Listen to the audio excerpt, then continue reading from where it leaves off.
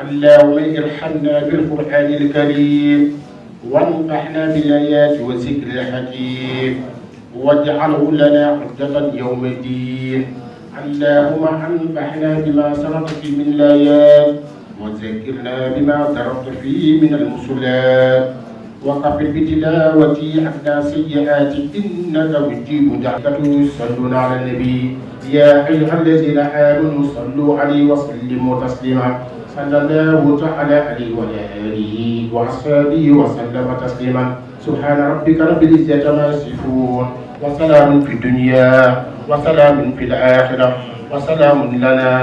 وسلام في هذا المكان وسلام في هذا المكان وسلام على المرسلين والحمد لله رب العالمين. ku nekk na jàng salaatul faatih.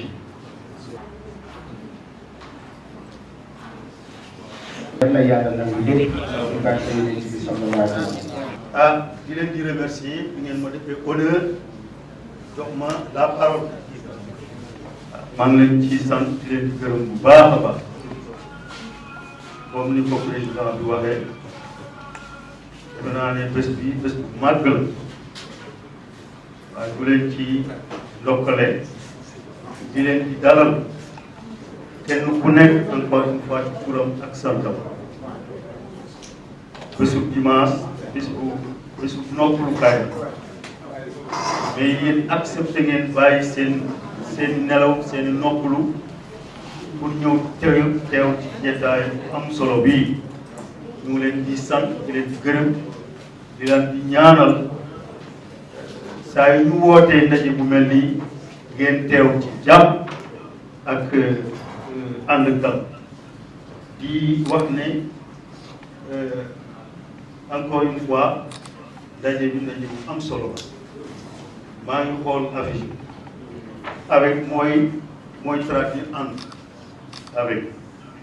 ñoom ñun ñëpp. ànd booloo liggéey pour njëriñu askan bi njëriñu réew mi parce que comme ni ma koy waxee rek kuy def politique moom je veux pas même pas utiliser le mot politicien parce que mot bu chargé la un peu fi mu nekk nii kiy def politique mooy kiy jaamu askan guddi ak bëccëg yaa ngi daw pour njëriñu askan bi kon liggéey mooy tàmbali ak yéen ak avec ngeen boole ci liggéey ci cadre boo xam ne am na solo trop mu di valeur éthique et citoyenne lu Sénégal rafet la valeur éthique et citoyenne lu Sénégal rafet parce que comme ni ngeen ko xamee rek jukka yi changé nañu trop te yéen ñi présent fii da ngeen bëgg a investir pour renverser la tendance maanaam dellu si ci jikko yu baax yi suñ jikko man kon su ko defee ñu sant yàlla bu baax ba ñu yàlla mayee xel bu ñu xalaat ne réew mi fu mu jëm baax su yàggee dana jël musiba kon ñu ngi sant yàlla bu baax ci xalaat bu rafet lii nga xam ne moom ngeen am def alliance ànd alliance mooy ñoo xam ne dañoo différentes organisations bokkuñu organisation mais ñoo bokk vision loolu lu am solo la yal na leen yàlla dimbali ci lii nga xam ne moom ngeen tàmbali ñu ngi remercier président ñu ngi remercier Cheikh Omar Sy mi nga xam ne moo am xalaat xam naa da ngeen ci dellu si pour wax kan mooy moom di remercier jigéen ñi ñëpp xam nañu engagement jigéen ñi ci politique heureusement que parité aujourd'hui rétablir na la situation parce que jigéen ñi dañ leen yàggal les ci politique kon ñu ngi sant yàlla bu baax di sant jeunes yi man maa ngi leen di yëgal ne maa ngi seen ginnaaw seen papa la mais expérience boo mën ci am ci àddina te yàlla def na xëy na am na lu ma ci xam je le mets à votre disposition maa ngi leen di sant di leen di gërëm di ñaan une très grande réussite de cette rencontre. ay taala wa barakaatu mbooloo mi ñoo ngi leen di nuyu bu baax a baax di leen siyaare di leen tatagal tey di leen baalu ci toogaay bu yàgg bi di am mbégte bu baax a baax ci jataayu tey bii di gërëm rek waa alliance bi yëpp commencé ko ci doyen Mandiaye Ndiaye bi yor kàddu bi mu wasaare ma ko ci alliance pour des valeurs et citoyens jërëjëf doyen comme ni nga ko waxee mouvement force ouvrière day kuréel goo xam ne dafa lëkkale artisans yi nekk ci Sénégal yëpp seen yitte nag mooy fexe ba nekk ci instance de décision yi tey nag am naa mbégte ndax gis naa fi chargé des élections bu mouvement force ouvrière département Dakar doyen Malick Ndiaye mi ngi nii toog doyen maa ngi lay sant ci teewaay gis nañ fi aussi porte-parole mouvement force ouvrière bu région de Dakar muy doyen Pape Ndiaye mu ngi nii toog ak le coordinateur départemental di suma mag suma xarit Mamadou Lamine Gueye moom yaakaar naa du ma leen ko présenté ci ñun la bokk ak mboolem ñi nga xam ne ñoo fi teew ñëpp mais nag di sant bu baax a baax jeunes ouvriers yi nga xam ne ñoo fi teew parce que ñii ngeen gis ñu toog nii ay tailleur ay menuisier métallique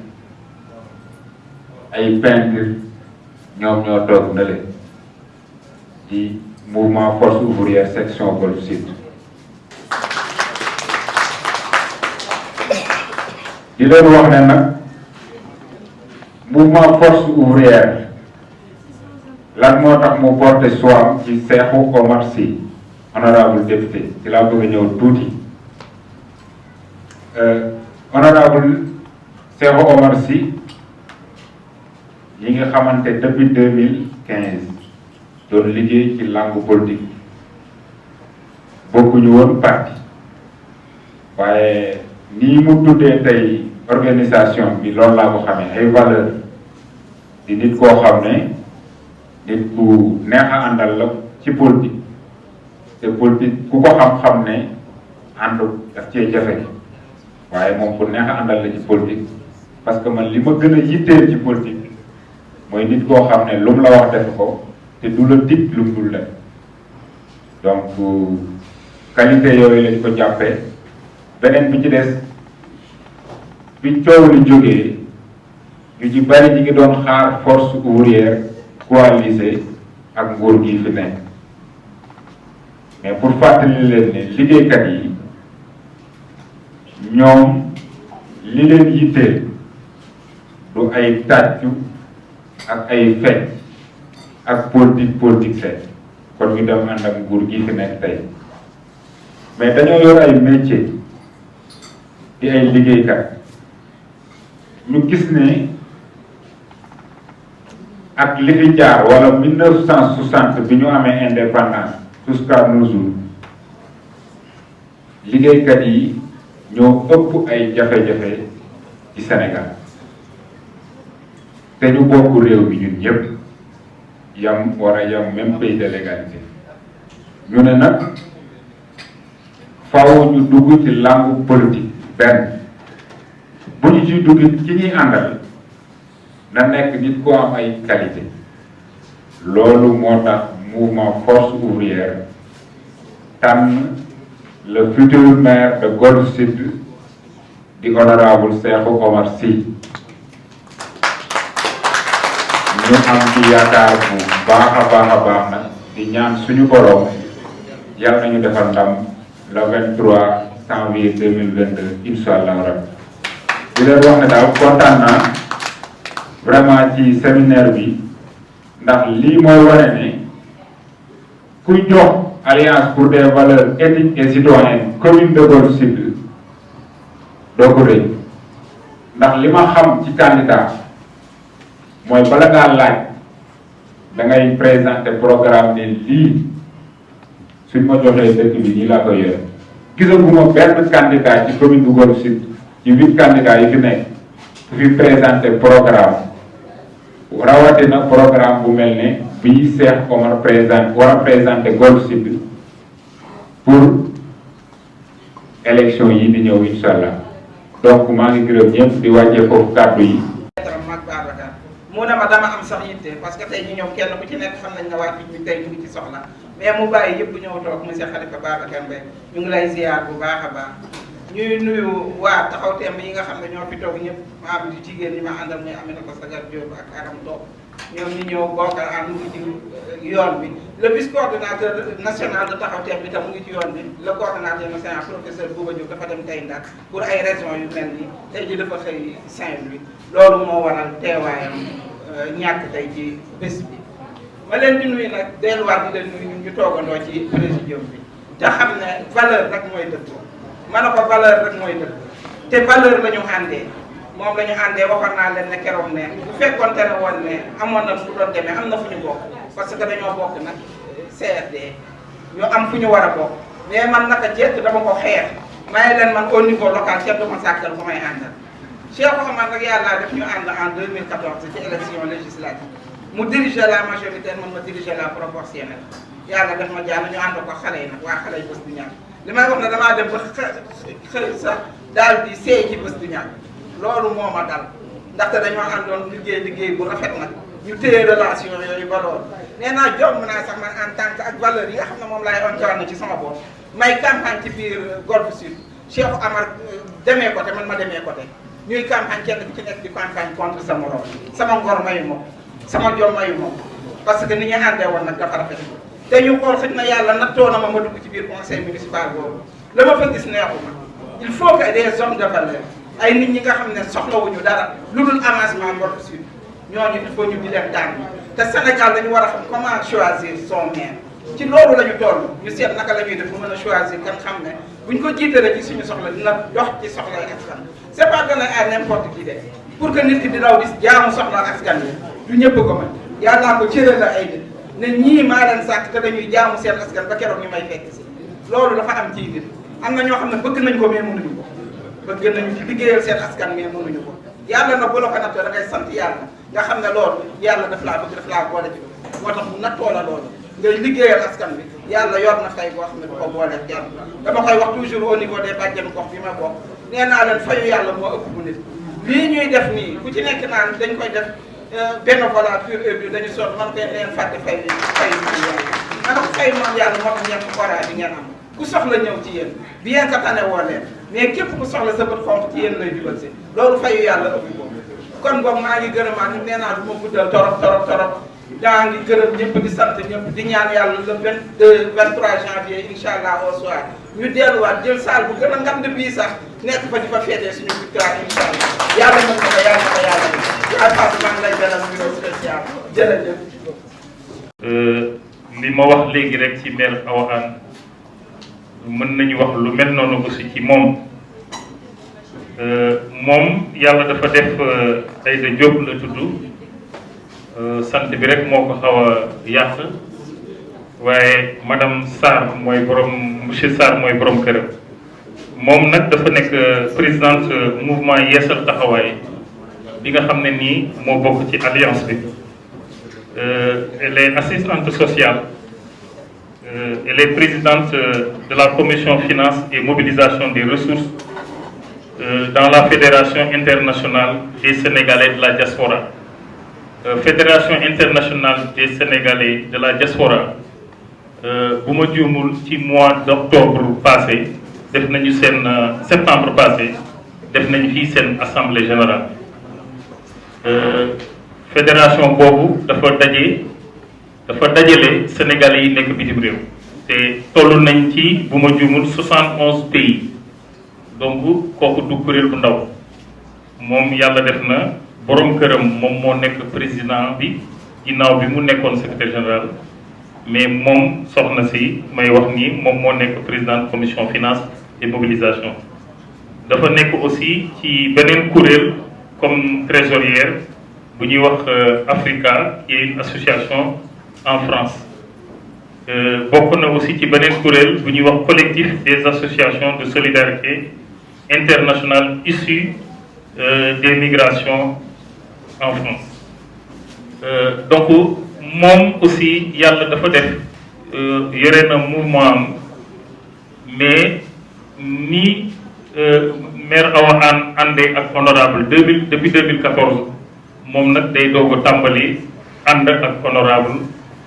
ci at bi ñu war a dem ci élection locale yi mu nekk jigéen joo xam ne aussi dafa yàgg bëgg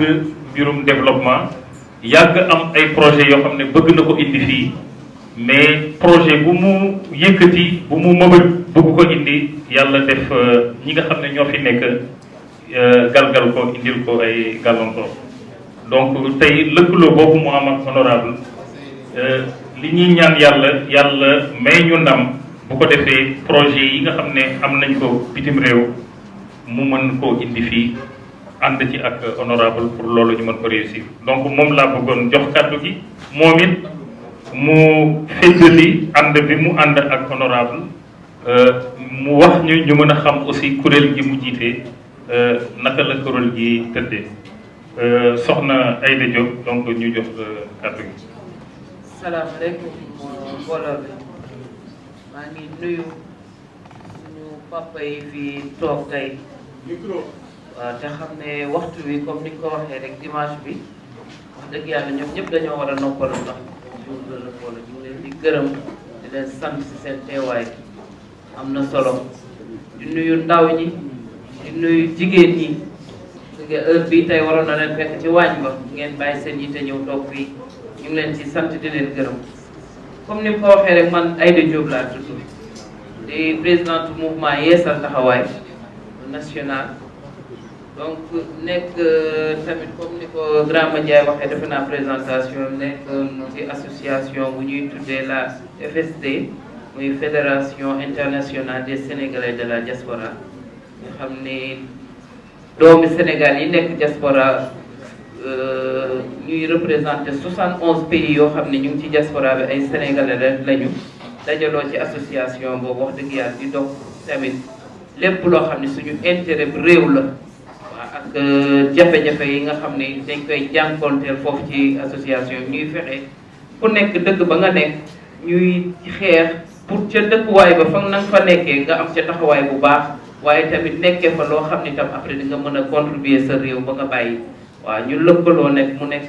fédération bu rëy nag wax dëgg yàlla comme ni ko waxee jox ma ci ndomba tànk ma nekkoon présidente commission finance et mobilisation des ressources en même temps tam nekk ci milieu associatif yi foofu ci bitim réew di yëngu rek ci social di dimbali képp kuy étudiant nga xam ne wàcc nga foofu amoo kër goo nekk sama kër defe naa daara laa ko def képp ku wàcc rek amoo foo jëm seetuma ci fu ma la xamee na nga doon sénégalais rek jëli naa nit aéroport gaar mu wàcc nekk étudiant ma jëli ko woo sama borom kër jëli naa diw ba pare léegi lu may def yow foo jëm mu ne ma aw ma fu ma jëm ma ne ko ñu dem nga ma utal la bu dee canapé nga tëdd bu dee néeg nga bokk ak xale yi loolu def naa ci ay étudiants yu dul jeex boo xam ne dama ci tey fii ma toll sam ànd ak ñoom ci kóllëre boo xam ne loolu rek moo ko lal parce que man damay wax tout le temps boo dee njaboot foo mënti nekk doomu jàmbur bu ñëw rek tey rawatina mu nekk sa askan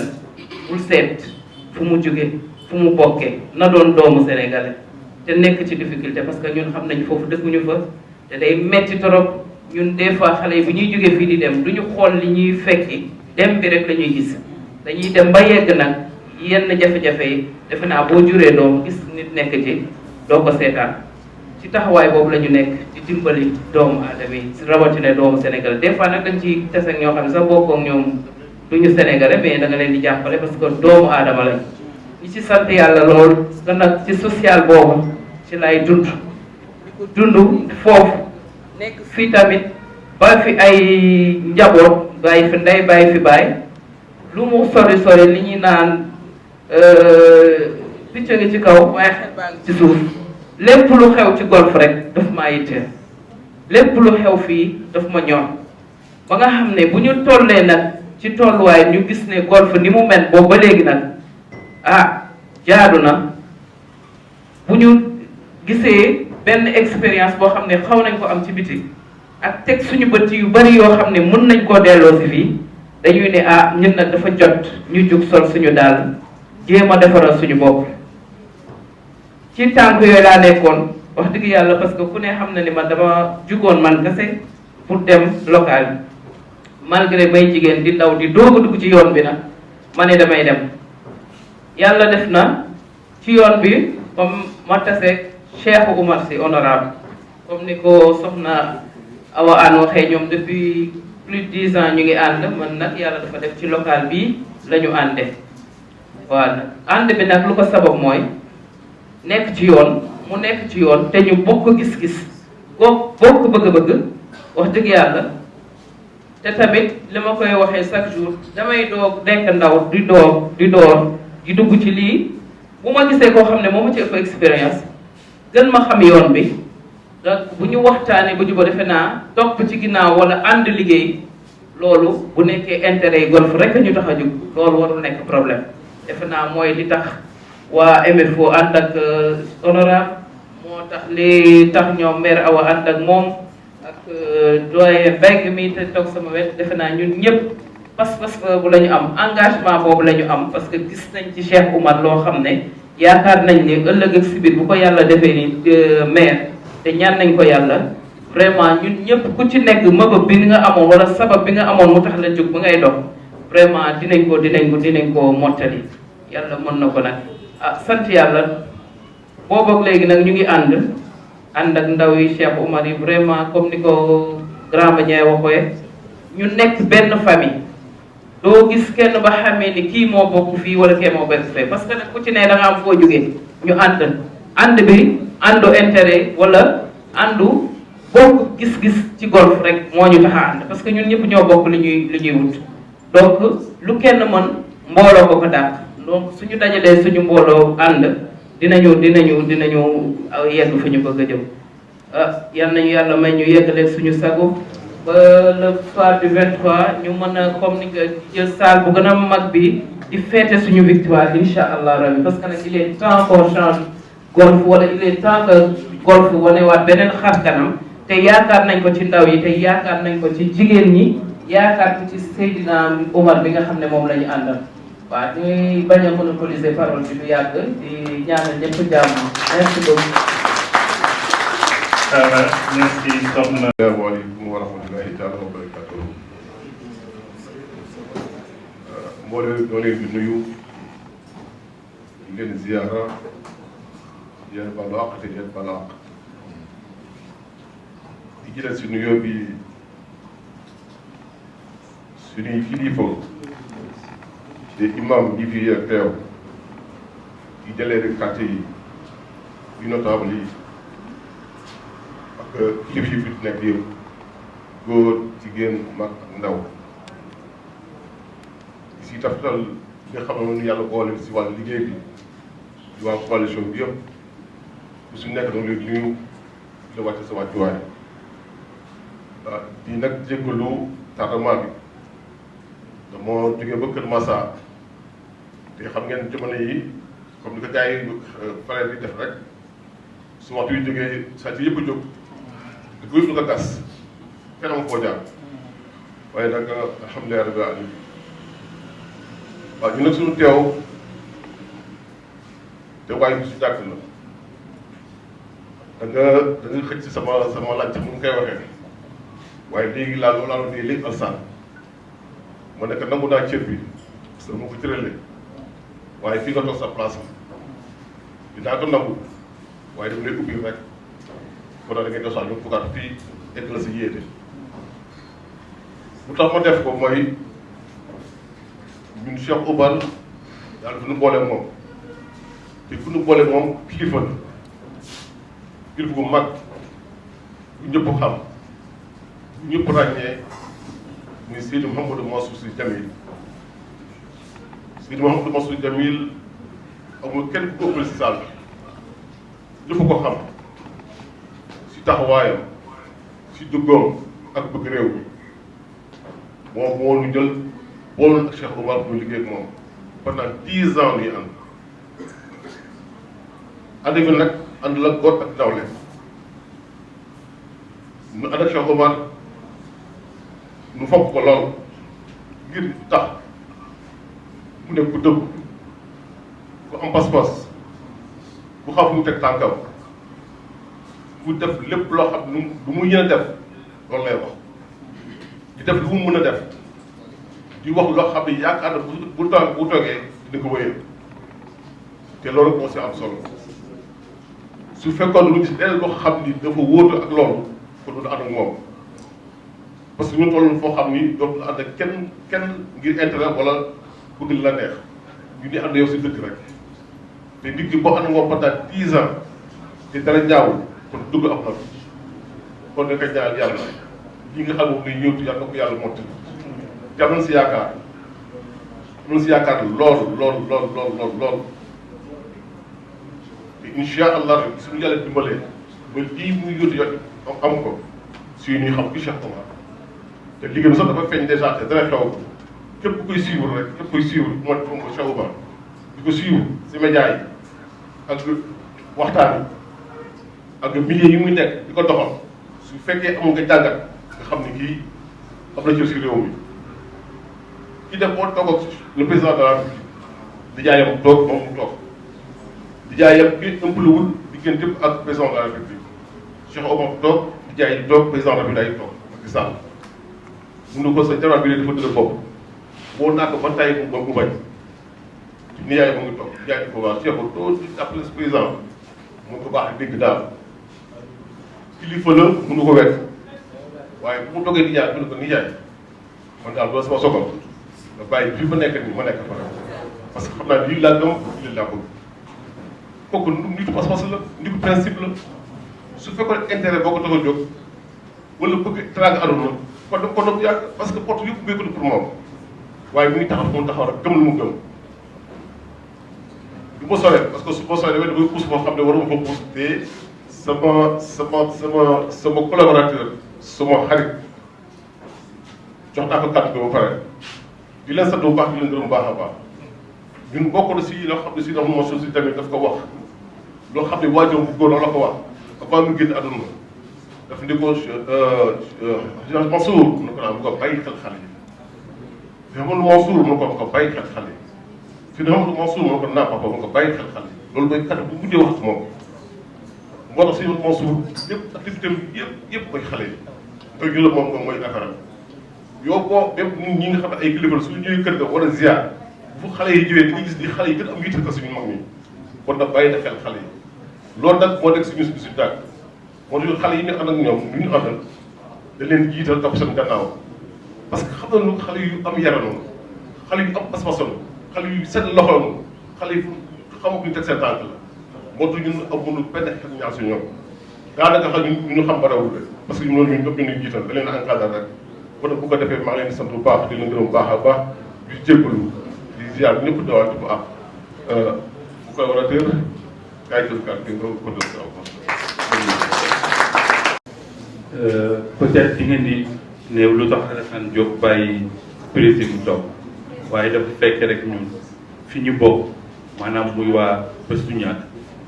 kilifa dafa am vraiment cër boo xam ne dañ ko koy jox te moom mooy sunu président malgré que je suis le coordonnateur de la commune de Golf Sud le coordonnateur du département de Guédiawaye mais fu mu teew man damay jóg bàyyi ko mu toog te effectivement bu Bëstu Ñakk tolloo tey fi mu toll au niveau de Golf Sud yàlla ak ñoom ñoo ko tax parce que sëñ Mansour ñoom la jag Bëstu Ñakk moom ak Adja ma jigéen Mbengue donc loolu rek la woon moo tax ma jóg bàyyi ko mu toog te effectivement ni ma ko joxee kàddu gi aussi jaar na fi mu war a jaar parce que wax na compagnonnage bi ñu am ak honorable Cheikh Oumar Sy depuis 10 ans te effectivement lu mu wax rek lépp loolu la du ma si delluwaat parce que le temps nous est compté di wax rek ni aussi lu tax ñu créer vraiment cette alliance parce que ñun am na fenn foo xam ne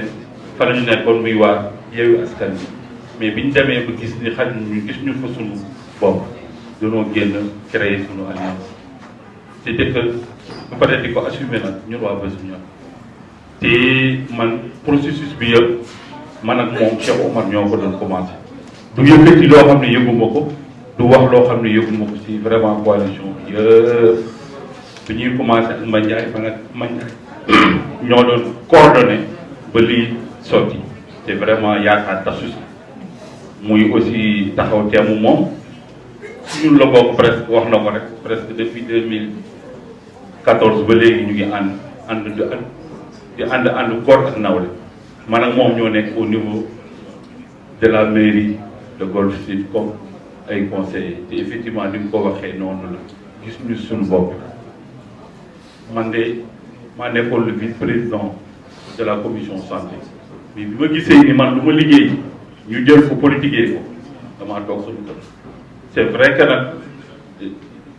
je suis un élu mais am na koo xam ne boo fa tolloo aussi il faut gis sa bopp loolu la aussi bi ñuy ko vraiment coordonné ak waa MFO aussi man ak Babacar ñoo dox wax ko ba lépp sotti te macha allah ànd bi daal ànd góor ak nawle la te bi ñuy defar liste yi aussi ñëpp gis nañ ko amul xëccoo amul ngaayoo honorable fee la taxaw madame Sarr fee la taxaw Babacar fee taxaw ñu ñoo defar sunu liste ba pare am si aussi vraiment satisfaction mooy lan ñun ñoo njëkk déposé sunu liste au niveau de la commune bi ñuy déposé bi ñuy dem di buuxante ñun fekk na déposé nañ mu yàgg ba jox sunu liste bi di wane rek ni am na ñun xam nañ fi ñu jëm te ñeme nañ fi ñu jëm te bëgg nañ egg incha allah ngeen ñu ànd ñun ñëpp eggandoo fi ñu jëm te comme ni ñu koy waxee rek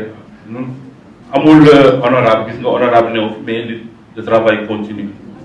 parce que nous sommes une équipe ñun ñooy xàccandoo di dóorandoo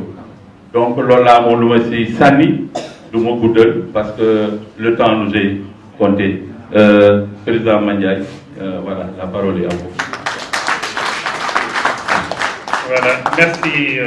dafa bëgg rek benn seede tuuti rek bu ma bëgg a def monsieur Alioune Mbengue waaw ci Alassane Alassane moom mooy coordonnateur Bës Du Ñakk au niveau de Golf Sud mooy coordonnateur aussi au niveau du département de Guédiawaye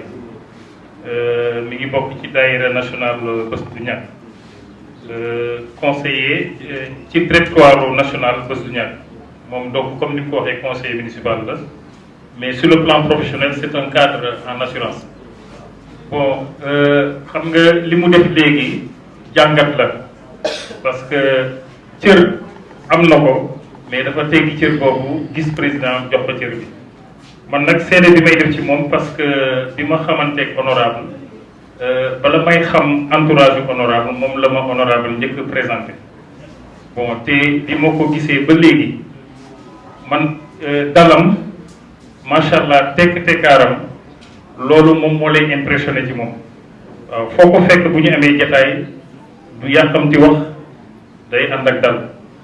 bon te yooyu bu ma ko gisee ci nit man dama naan nitu valeur la waaw macha allah ku yàlla may la donc CD boobu de man mën naa ko def te CD boobu gis naa ñu ngi yëngal bopp yi dafa mel ni ànd nañ ci CD boobu waaw vraiment moderne la parce que xam nga luy fëkk nit ak luy lu tax ba nit di voilà dafa yomb mais ànd na ak dal waaw loolu moom bu fekkee ne li lay njëkk impressionné ci moom mooy dal bi mu àndal voilà donc vraiment loolu ñu ko koy seedeel ñu bëgg ñu ñaanal ko parce que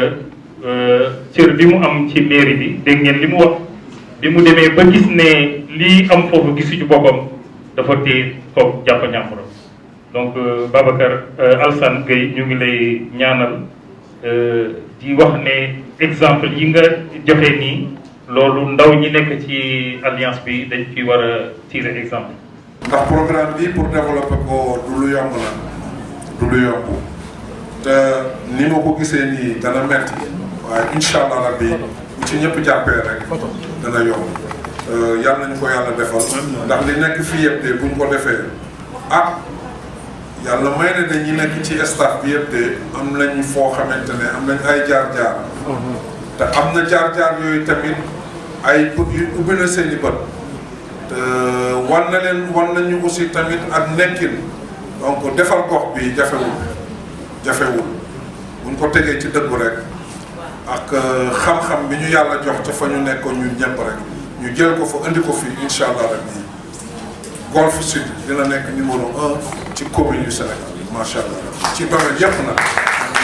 te yàlla nañu ko yàlla defal jërë ngeen jëf bañ a yàgg di gërëm ñëpp nag di kontaan ci jotaay bi jërë ngeen jëf avec liggéeykat yi. asalaamaaleykum wa rahmatullahi taala wa barakatuh. gannaaw ma jullee ci gannaaw ma sant sama bopp julli ci rasulullah sallallahu alayhi wa sallam maa ngi nuyu di toog ñëpp di leen ñaanal yiw di jaar di ñaan jotaay bi barkeel yow man de seen mouvement bi yéex naa ko.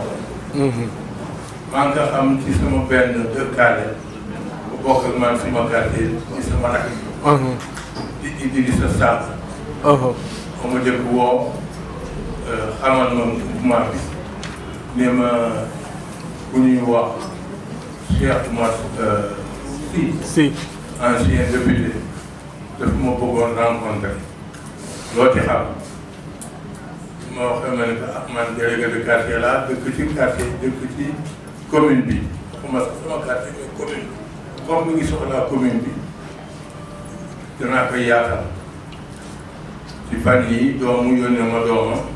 indil ma invitation donnée loolu moo tax ma teel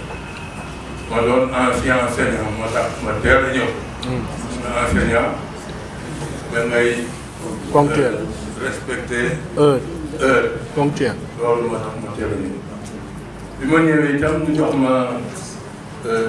programme bi ma génn sama première lecture dama ne programme bi neexul a réalisé di kii dafa laaj xaalis bu bare te comme j'ai pu dire que commune Golf seen budget 800 000 francs 800 millions 800 pardon 800 millions rek ñii duñ ko mën a réaliser ma ne naa déglu loolu moo tax ma yàgg fii di toog di déglu te comme damay doon délégué il faut ma déglu leen xam programme bi su lu mu wund ndax comme bu dit bés bu ñàkk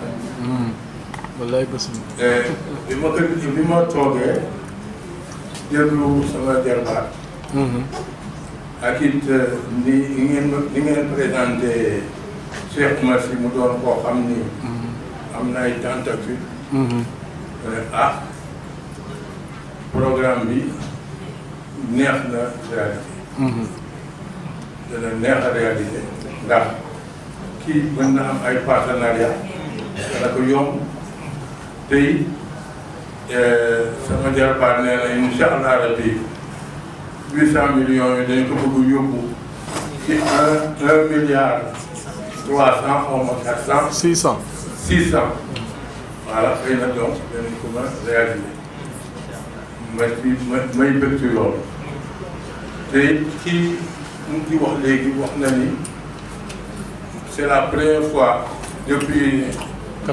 88 mu suba gis. programme. te jot naa am ñu ma ay candidats yoo xam ne jot naa leen dégg jot naa leen sax gis mais gisuma seen programme. comme yéen a ngi comme yéen a ngeen programme parce que man jàngale tamit bu ma daan jàngale damay def préparation. nit boo amul préparation booy jàngale da ngay tàggale rek. waaw mooy loolu mooy programme am booy teg sa tànk ak foo bëgg jëm ak na nga fay jëm maa ngi leen ci gërëm di leen sant bëgguma monopoliser kàddu gi di leen encouragé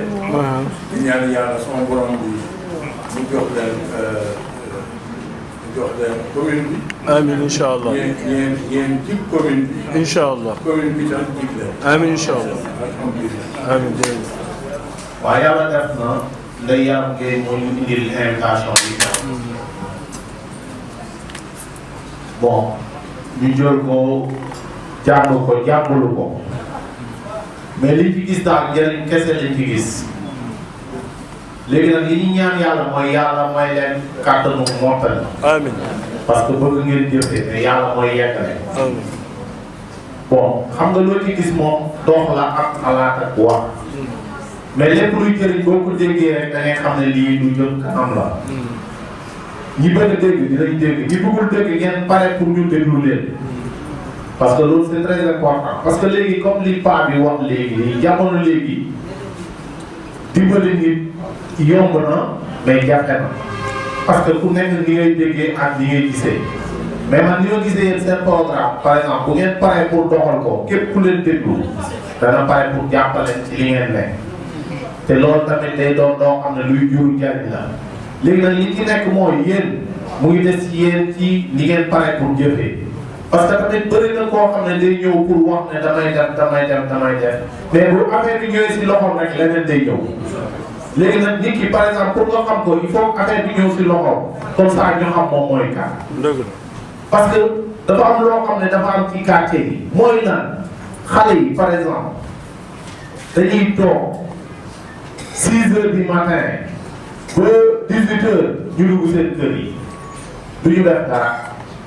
bon am na lu ñu manqué certes mais day am loo xam ne si parents yi la mais day am loo xam ne kii nga xam ne moo yilif gox bi daf ci am part de responsabilité. parce que am na ñoo xam ne da nga leen war a fekki wax ak ñoom. ba pare dama wax tout le temps état nañ bàyyi financier nañ def ay fournisseurs.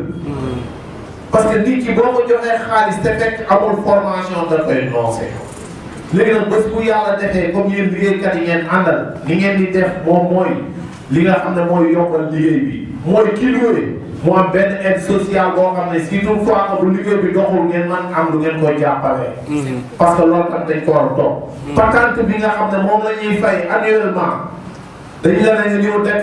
déclaration boobu bu ñu xaar nit ki. nañu def place yi ñu numériser ko bu ko defee ku ci ne nga xam ne lii la am lii la taxaw lii la lii léegi patente bi mu war a fay annuellement chaque mensualité mu ñëw nu mu tudd trésor mun ko fay ñu bàyyi annuellement parce que annuellement des fois day xaw a metti waaw loolu c'est très important parce que ay liggéeykat boo ànd ak ñoom liggéey bi day dox des fois mu sooxe léegi nag ci kaw loolu yéen bu leen yàlla joxee mairie bi yooyu yëpp na ngeen ko sóoraale léegi nag comme li ngeen wax noonu xam nga maanaam nit ki bu la soxlaa day boo ko soxlaa da ngay jël buntam mais bés bu téye affaire bi yow buntam day daal tëju parce que dafa am loo xam ne na nga koy jóg di ko doxal sa bopp sans pour autant nga yónni nit ñi wala gannaaw boo leen yónnee na nga solaat sa daal dem foofu xool taxawaay yi ba xam li ñu defoon li ñu waxoon def nañ ko wala déet ngeen baal ma asalaamaaleykum. waaleykum salaam. waa kay assemblée bi sunu yaay maire Aïda Mbénar moo bëgg a jotali ay kàddu.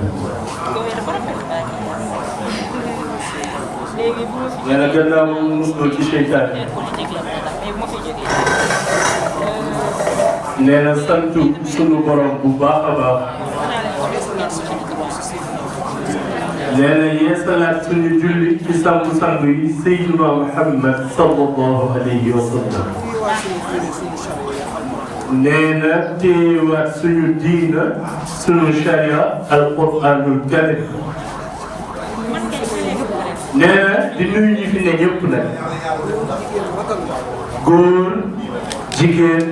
mag ak ndaw. waaye di nuyu ñii teew ci présidium bi nga xam ne ñooy les membres leaders de l'alliance. nee na ñeneen ñi amoon yéene fekkee jotaay bi te ñu wuute ko ñooñu itam mu ngi leen di nuyu di leen ñaanal.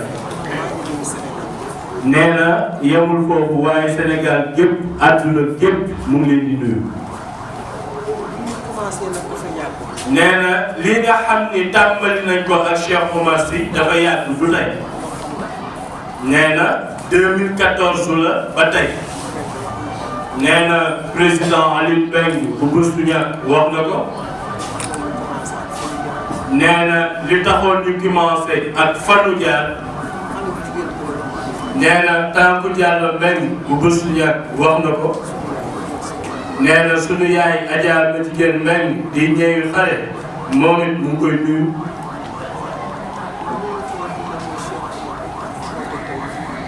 nee na waaye nag di nuyu daj dëpp gi ndayu mbill gi muy honorable député Cheikh Oumar Sy le futur maire de Golf Sud inchallah au soir du 23 janvier 2022. nee na àddina bii nag kenn moomu ko yàllaa ko moom. moom mooy fal ki ko neex. waaye nga jóg di jéem rek. waaye nga jóg di jéem rek. Cheikh Oumar nag xale la. nee na Cheikh Oumar nag xale la. xaalis taxu koo jóg. nee na xaalis taxu koo jóg. xam-xam ko tax a jóg. xam-xam moo ko tax a jóg. ak liggéey. ak liggéey. doomu naar la ndax Égypte la. nee na doomu naar la ndax Égypte la juddoo. su ko neexoon mu toog foofu. nee na bu ko neexoon toog Caire.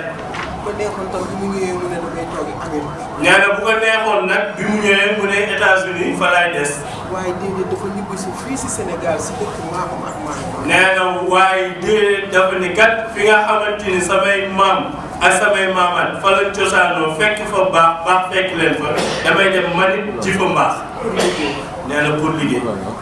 xaalis nag taxu koo jóg comme ni ma ko waxee. nee na xaalis nag mu ngi ciy insister taxu koo jóg. pour joxe xaalis pour dem ay jigéen ak ay kii commencé sama maas bi xaalis tax leen a jóg moom loolu tax ko. nee na ñi nga xam ne tamit dañ leen di corrompre ci ay financement par ci financement par là loolu taxu koo jóg. defar dëkkam. nee na ànd ak nit ñi defar gox bi ak dëkk bi. surtout yéen ñun jigéen ñi xam ne ñu sonn nañu torop. nee na surtout jigéen ñi nga xam ne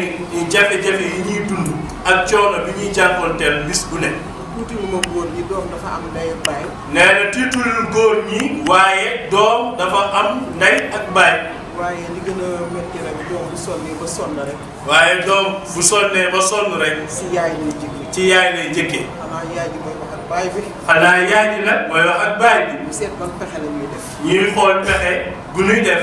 waaye amul benn baay wala benn ndey bu bañ doom. waaye amul benn waajur moo xam bu góor wala bu jigéen bu bañ doom. xale yi nag sonn nañ. nee na xale yi nag sonn nañ. war nañoo liggéey. war nañoo liggéey. dee nañu si frontière yi. dee nañu ci frontière yi barsa barsàkk gi. dee nañu si géej gi. dee nañu si géej gi. lépp rek pour uti lu ñu am. nee na lépp rek pour am sutura ak teraanga lu ñu teralee seen bopp ak seen njaboot ak seen waajur. yaay yi jaay nañu li ñu amoon yëpp. nee na waajur yi li ñu amoon ci takkaay ci mbubb mu cher ak ci alal lépp jaay nañu. da nga yeewu gis sa morom di dawal oto boo xam ne bu mel ni xaw ma lan nga bëgg ko mooy waral yéen. nee na da ngay génn rek gis kuy dawal X6 sa xel nekk ci nga bëgg koo am lu ne mu jaral la ko. man xasuma agresseur yi. nee na xasul agresseur yi de. ñooñu tamit bëgg lu ñu am rek. nee na ñooñu bëgg lu ñu am rek. waaye gënalu leen. waaye gënalu leen. waaye maa ngi ñaan yàlla. waaye mu ngi ñaan yàlla. Cheikh Oumar ku ko jàppale bu soobee yàlla dina dem. Cheikh Oumar mii bu ko jàppale bu soobee yàlla dina dem. te ñun ñëpp ñooy ànd dem. te ñun ñii ñëpp nag bu demee ñooy ànd demandoo. dañuy financé ñu def ko si ay natt. nee na dañuy financé ñu di ko def ci ay natt. di ko def si ay xawma lan. di ko def ci ay xawma lan. suñuy doom yi kër goo dugg tey dañuy jàng ba ne ar. nee na suñuy doom yi kër goo dugg dañoo jàng ba ni ar. ay cadre rek ko fa ne. ay cadre rek ko fa ne. amuñu place. amuñu place. ñii ngi jaay ay gerte caaf. ñii ngi jaay gerte caaf. jaaxle trop. ñii jaaxle trop. suba ba ngoon xale yaa ngi yor ay sagar ak ay gerte ak ay lu nekk wër di jaayaatu ba sonn te duñu jënd sax. nee na suba ba ngoon nit ñaa ngi ambulant rek di jaay 7 heures ba 18 heures te tubaarkàlla pour ñu am ci téeméer sax day jafe. man de kenn dugg na sama kër. nee na de kenn dugg na këram. man tata lii nangam lay jar waaye boo ma joxee nangam ma jaay la ko ndax suba ba ngoon maa ngi jaay te dara jar. nee na ko tata lii kat masalan 1000 francs lay jar waaye soo ma joxee 300 ma jaay la ko ndax doo ba tey fukki dërëm sax mënu ma koo am. waaye nañu góorgóorlu takku jàppale te dimbali suñuy doom rek la ñuy jàpp. nee na waaye nañu góorgóorlu takkoo jàppalante dimbalante bu ñu dimbalee suñu bopp suñu ay doom la ñuy dimbali. xale yi sonn nañu de. nee na xale yi sonn nañ de. takkuma sama bopp waaye yaay ju nekk xam na ni su coono am. nee na takkul boppam de waaye yaay ju nekk xam na ni coono am. man nag maa ngi jégalu man maa wax lu bari. nee na moom nag mu ngi jégalu mënuloo wax lu bëri. maa ngi encouragé képp ku fi nekk te di ko ñaan. nee na mu ngi encouragé képp ku fi nekk ak ku fi am yéene teg ci di la ñaan. yal na ñu yàlla jàppale mboolem. amiin yal na ñu yàlla jàppale mboolem jullit. wax naa ni Cheikh Omar lu mu am dina ko def si cosaanam ngir rek bëgg Sénégal. nee na xam na ni Cheikh Omar lu mu am dina ko def ci cosaanam bu waxee cosaanam mooy dëkk bi mooy gox bi mooy Golf Sud ndax bëgg na rek mu jëm kanam. su ko neexoon day wax ne dama def dara sama nijaay yi na wax président. nee na bu ko neexoon danaa du ma def dara sama nijaay Thierno Madani mii na wax ak président ma am poste bu baax bu ma toog gérer sama bopp gérer sama famille. waaye dafa jóg takku pour liggéey ànd ak jeunesse bi. waaye nee na deful loolu dafa jóg takku ànd ak jeunesse bi ànd ak ñëpp xeebu kenn. maa ngi jégalu lu ma si wax te du noonu nañ ma jégalu. nee na moom nag mu ngi jégalu lépp lu mu ci wax te du noonu la mu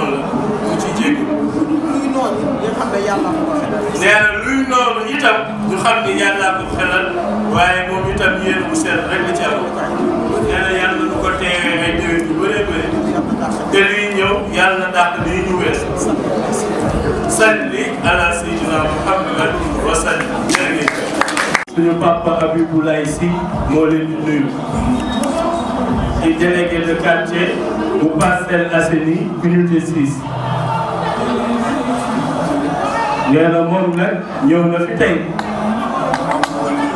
nee na lii xamu ko woon. nee na musul woon xool itam ni lii la. nee na ñu woo ko mu ñëw. nee na xamuñu sax liñ ko tuddee ak li mu war a ñëw lum.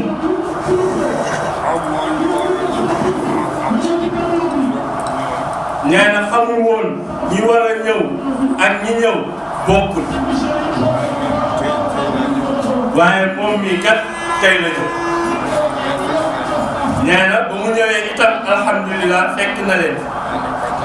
nee na moom nag kontaan na.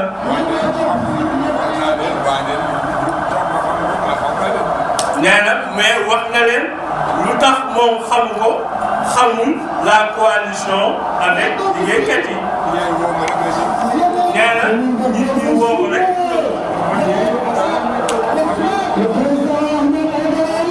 nee na ñu ne ko waxal mais moom mënu la wax. ndax il fallait que mu ñëw toog déglu ndax xamuñu mais bu dégloo ba xam dina xam lan lay wax. nee na kon nag looloo waral ñu jël kàddu di wax ak yéen. nee na kon nag su waxee léegi c'est pas le peine. nee na du baax. nee na fii ñu fi nekk am na ñoo xam ne xamuñu ko. nee na yàgg na ci Parcelles Assainies depuis Senghor ba fii. nee na Abdoulaye Wade da nekk. nee na moom nekk fi délégué de quartier. nee na bu demee ba nekk délégué de quartier Abdoulaye Wade moo tax mu nekk délégué de quartier. nee na bu demee ba am liggéey itam yàlla mun ko jaarale ci loxo Abdoulaye Wade. nee na ay nit xam nañ loolu ci moom am na ñu ko xam. nee na unité 6 kii ku fa doxantu tuuti mais Abiboulaye Sy ñu ne la ah kooku kat xam na. nee na kon nag waxtaan. nee na kàddu yii mu amoon da koo bëgg taxañ foofu. nee na wax dëgg yàlla mu bàyyi ko ba beneen yoon. nee na wax nañu waaye xamu ci dara mais ñu ngi leen di invité ñu jàpp bis seeti ko waxtaan ak moom xamal ko ngir mu xam. nee na góor si. Cheikh Oumar Sy. ñëw na bés ba kër. nee na Cheikh Oumar Sy ñëw na ba këram. kii nekk nee na depuis bi mu nekkee député ba léegi. ñoo leen deux conseil. nee na ñëw na ba këram. tontu naa ko am na lu ma wax am na lu ma wax waaye maa xaw ma ko. nee na moom ba mu Cheikh Omar ñëwee am na lu mu ko wax moom it am na lu mu ko wax mais ba tey xamu ko. bu ñëw foofu. nee na indécis bu ñëwee foofu. ci chef bu ñëw foofu. nee na te bu ñëw foofu. foofu nga jaar. nee na faaw nga jaar ci moom. xam na ma ko waaye man xaw ma ko. nee na moom Cheikh Omar xam na loolu bàyyee na loolu waaye moom mi wax dëgg yàlla xamu ko nag. nee na nag ngeen baal ko di leen invité yéen nag ngeen fexe moom mu xam. mu dellu si te dafa nekkoon sama xel sama xalaat xam nga gox bi dafa neexul ba neexul commune bi kenn mënu fi doxal dara te jokkoo imam yeeg chef de quartier ak notable yi parce que ñoom ñoo toog population ñoo xam seen jafe-jafe ñoo xam li ñuy dund donc képp koo xam dafa ñëw di laaj baatu askan bi wala bëgg dara si gox bi mënu def dara te gisu leen man ma jàppoon yéen imam yi wala notable yi wala délégué de quartier yi am na ay kuréel loo xam ne si commune Golf Sud lay doon dafay yoon te dafay jaabu képp koo xam ni dafa ñëw laaj baatu askan bi yéen seen bopp ngeen fonk mu ñëw toog ngeen jàkkaarloo ak moom laaj la koy programme laaj lan la bëgg ak lan la dox ak fan la jëm fan ngeen déglu ko ba nga xam ne yéen ici da ngeen xam ngeen teg seen tànk fan la xëy na rafet na nga ñoom si bopp ñoom di leen di seet kenn par kenn waaye su ngeen bokkoon benn kuréel ñëpp comme ni ñu ko defee nii délégué yi toog notable yi toog chef de quartier yi toog moom mu toog mu wax ku dégg dina tax yéen ëllëg si bi daal di ko seen tànk loolu laa amoon soo xam doon naa ko xalaat ba xam ndax loolu yéen ngi si tax wala dégg asalaamaaleykum. bés bu ñu demoon ba yàlla def li ñu bëgg am muy Cheikh Omar nekk maire dinañu am beneen doxalin boo xam ne dinañ ko doxal ak délégué de quartier yi maanaam cër bi ñu leen di jox dina ëpp li nga xam ne moom moo am tey. waaw donc loolu mooy yéene bi ñu bëgg a ñoom ñu teewoon fi donc boo wootee nag mu am ñoo xam ne dëgg nañu suñ seen yitte ñëw donc ñu mënuñu lu dul jox leen seen yéeguwaay jox leen seen wàccuwaay te sargal leen rawatina nag ngeen bokk ci ñi fi jiitu ba pare toog ba heure bii donc te ngeen di ay mag loolu barke la ci mbootaay bi barke la ci li nga xam ne moom la ñuy donc loolu mënuñu leen ko fay. yàlla na yàlla guddal seen fan yàlla na yàlla def ngeen ànd ak wér seen njaboot yàlla barkeel yàlla def ba ànd bi ñu dem ba nga xamee ni tey victoire dafa am cër bi ngeen war a am ñu joxaat leen ko ci commune bi loolu donc dama ko doon wax rek en attendant que ñi nga xam ne ñoo présenté programme bi jël kàddu loolu ma wax naa ko aussi ci Souleymane Thiaw bi nga xam ne moo représenté délégué de quartier bu unité 3 wax naa ko aussi ci maire Aïda Ménar moom it ci kàddu yi mu wax léegi bu ku déggulu kàddu yooyu rek da ngay sa yaram dina daw te macha allah waxu yaay la wax. moom yaayu Cheikh Omar la dafa présenté wu. voilà mais yaayu Cheikh Omar la. macha allah donc vraiment soxna si yàlla na yàlla guddal sa fan yàlla dëgëral cër yi. yéene boo am rek yàlla def loo xam ne sax dina kawe say jot waaw loolu aussi la ñuy wax ci sunu papa ak sunu maam ji nga xam ne mooy Abiboulaye Sy moom it maga xam ak li ko yàlla may ci at gis ngeen ko mu toog boobu ba léegi kàddu yi ñu wax aussi kàddu yi am solo la donte ne bi muy ñëw xamuloon sax li ko doon xaar lan la li ko tax a jóg mais ñun cër bu ñu gis rek ci yéen délégué de quartier moo tax ñu invité la xam naa nag du ñàkk bu ñu jógee ci lii dinañu def délégation dem fekk la parce que taataan sa ñaan taataan sa xalaat taataan sa xam-xam taataan expérience bi nga xam ne yàlla may na lool. koo xam ne ci jamonoy Senghor jamonoy Abdou Diouf jamonoy Ablaye Wade donc loolu barke boobu macha allah yal na yàlla yàggal ko fi ba nga xam ne ñun dinañ ci mën a taataan donc loolu laa doon bëgg wax rek ci ñi nga xam ne ñoom ñoo wax ci turu délégué de quartier yi mais am na keneen ku teew fii ku ñuy wax Ndak Sène moom mu ngi na la toog moom it dafa ñëw ci turu délégué de quartier bu HLM Las Palmas ndax dafa am ngànt daal di yabal doomam mu ñëw teew moom it ni mu fi teewee nii cër boobu ñu jox délégué de quartier yi donc moom it cër boobu lañ koy jox parce que boo ñëwee représenté nit cër ba nekk ci nit boobu màggaay ba nekk ci nit boobu daraje bi nekk ci nit boobu moom la ñuy gis ci yow donc Ndak Sène ñu ngi lay jox wàccuwaay boobu ñu ngi lay jox yéeguwaay boobu boo demee nga delloon ñu nuyoo délégué de quartier Sène bi nga xam ne nii dafa am empêchement moo tax ñëw mu yabal la donc loolu yëpp yëg-yëg la parce que nga woote ngeen ñëw loolu dafa sant la ci ñun donc loolu rek laa amoon lu may wax ci ñi ci intervenir danaa jox kàddu gi madame Mbaye par rapport ak intervention yi fi am na ay suggestion ay xalaat yu am solo boo amee lu ci tënk mu tënk ko ci lu gàtt le temps que ñu mën a jël pause bi pour dem ci kii parce que waa surtout par rapport ak prière bi aussi voilà donc parce que sànq sunu. Monsieur Ndiaye qui parle de moderniser le système de collège je pense que information boobu dinañ ko jël en compte parce que li ma wax am na solo collectivité locale aussi dafa soxla assiette fiscale donc sur cette base là effectivement war nañu mën a moderniser le système de collecte. léegi aussi ñu waxaat ñu jaar aussi si suñu beneen njaayeen bi général tey moom njaayeen yee xew tey njaayeen yee en tout cas di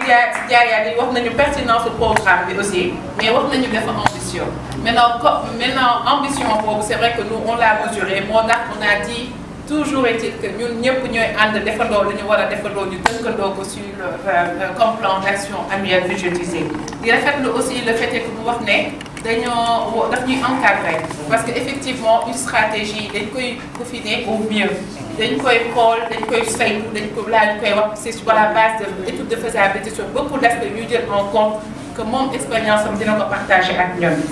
léegi aussi di waxaat nañ fi aussi qu'est-ce que la vision bon sama digaay bi je vais dire je vais vous rectifier machallah si kii nañu mais toujours équipe di nga nekk suñu wet pour duñu xelal mais gëm nañ ko parce que ñun ñëpp on est tous engagés et on a la compétence nécessaire pour vraiment y parvenir léegi ñu waxaat aussi ci beneen aspect bi mooy que souligner booster l'économie locale je pense que il est parti mooy délégué bi kii waxoon na pour ñu booster l'économie locale les artisans mais toujours est-il que suñu programme bi ñuy proposer c'est un processus c'est comme la décentralisation c'est jamais fini comme processus la loolu moo tax ñun chaque année on s'impose le fait de am ay concertation pour ñu gën a suñu orientation di gën a dëgër yooyu aspect yooyu yëpp déjà am na yu ñu jëf évoqué si suñu kii parce que dañ doon tënk rek suñu wax am na yoo aussi maa ko jot a fàtte ci wax ko mais c'est vraiment un processus en continu et tout le monde est attendu pour la mise en œuvre effective quand on aura gagné la mairie en 2022. Sur ce, je m'arrête là.